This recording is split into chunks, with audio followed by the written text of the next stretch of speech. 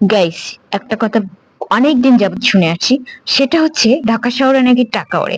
কিন্তু কোথায় টাকা ওড়ে গাইস? আপনারা কি জানেন কোথায় কোথায় টাকা ওড়ে? যদি আপনারা জানেন তাহলে আমাকে একটু কমেন্টের মাধ্যমে জানাবেন যে এই এলাকায় ঢাকা শহরে টাকা ওড়ে, তাহলে আমি সেই এলাকায় যে কিছু টাকা কুড়াই নিয়ে আসবো গাইস।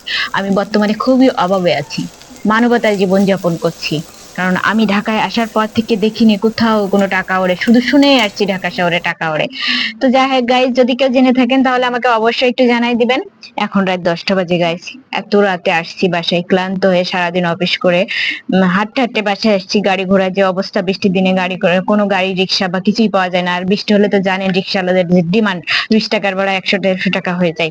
তো গাইস, এত রাত করে বাসায় আসার পরে রান্না বান্না একদম ভালো লাগে না, তারপরে কোনো উপায় নেই, আমার কোনো হেল্পিং হ্যান্ড নেই, আমাকে সবকিছু করতে হয়, একাই সব বাজার করতে হয়, একাই আমাকে একটা পুরো সংসার সামলাতে হয়, মানে আমার নিজের সংসার।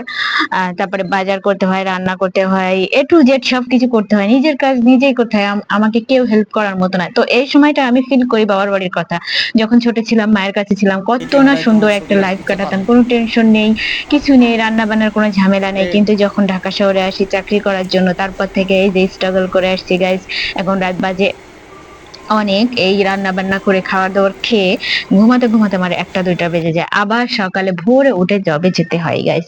তারপরেও কিছু মানুষের ব্যতিক্রম ধর্মী কথা শুনতে হয়, যে ধরনের মানে অশালীন কথাবার্তা, যেটাকে বলে যে একটা মেয়ে ঢাকা শহরে কিভাবে একা একা থাকে, যার হাজবেন্ড নেই তার হাজারটা জামাই, যার হাজবেন্ড আছে তার নাকি একটা জামাই থাকে গাইস। আমরা যারা ব্যাচেলার মেয়ে, তাদের আমাদের নাকি বয়ফ্রেন্ডের অভাব নেই, বয়ফ্রেন্ডরা নাকি আমাদের খরচপাতি সবকিছু চালাই গেছে। তো এই সমস্ত কথা যারা বলে তাদেরকে আমি বলতে চাই যে তোমরা আসো, তোমরা তো বাড়িতে বসে বসে জামাইয়ের টাকা খাও, বসে বসে জামাই সারাদিন কাজ করে, রোদে গরমে খেটে খুটে নিয়ে আসে, আর বউরা কি করে, সারাদিন কাচারি করে বেড়ায়। কাচারি ঘর মানে কি বোঝেন? কুটনামি করে বেড়ায়। এক একটা মোড়ে দেখবেন 4জন 5জন একসাথে মহিলা হয়ে সারাক্ষণ কুটনামি করবে, এর বাড়ি কি হয়েছে, ওর বাড়ি কি হয়েছে। আমাদের বাড়ি থেকে বেরোতেই ধরেন মেন রাস্তা পর্যন্ত আসতে 5টা মোড়, 5টা মোড়ে দেখবেন 5 4 5 20 জন মহিলা কাছারি ঘর বসায়, ওদের কোনো কাজ নেই, ওদের জামাইরা ইনকাম করে দেয়, ওরা বসে বসে খায় আর মানুষের নামে শুধু বদনাম করে। কে লিপস্টিক লাগালো, কে নেল পলিশ লাগালো, কে টিপ পরলো, কেউ একটা ভালো শাড়ি পরলো, উফ, সেই সব কি বাজে কথা গাইস।